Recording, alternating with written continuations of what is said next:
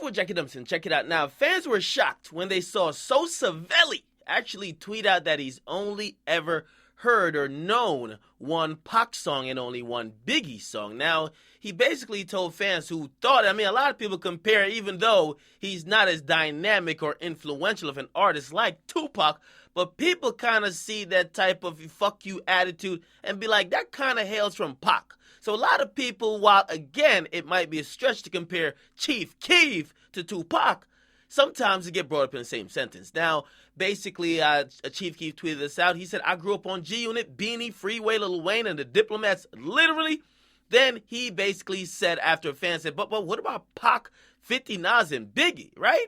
Of course, the fan didn't realize that 50 was in G-Unit, so that's already covered. But Chief Keef said this, I only know one Pac song and one Biggie song. I didn't grow up listening to them. If I was too young to remember. Now, a lot of people were very, outraged by this. How could he not know more than one Biggie or Tupac song? And I kind of understand it. I mean, he was born in the year right before Tupac died. I usually say this, man. There's two, at least right now, there's two kind of generations. We got the before Pac and after Pac. By the way, 80s babies, you niggas too old for this shit, okay?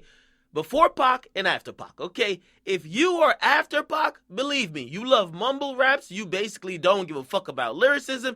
You want some new type of shit, okay? If you're before Pac, you probably really enjoyed that real, Pac essence or even what Big brought to the game. And that's the reason why if Chief Keef was born in 95, he never really kind of came into himself until 2000, right? 5, you could kind of remember what's going on. Maybe 5 to 8 or 5 to 10, you're then really getting into music, which is exactly around the time when people like G-Unit, right? Beanie, Freeway, State Prop, of course, Lil Wayne, right? And the Diplomats were really popping. So I had no problem with it. What a lot of people had a lot of problem with it. And let me tell you this, man.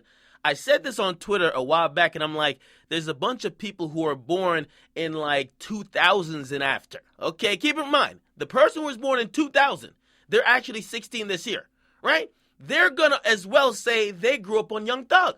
That's just what it is. You can't fight time. Time is, you can't defeat it. Again, maybe he should go back and listen to some Pac. It could inspire him, but I am not mad at him. I'm not surprised that he said he only know one Pac song. It does kind of strike me a little bit odd though, because I did see another video where he said he wished he could perform with Pac or even hologram Pac. And now I'm thinking if you only know one song, what sense would that make? But I'm about to say, I want to do a hologram with Tupac. You want with Tupac? Why? I want to be on the same stage as Tupac. You guys, sorry, everybody back in their seats. Stay with me. Again, it is what it is, man. Chief Keef is literally 20.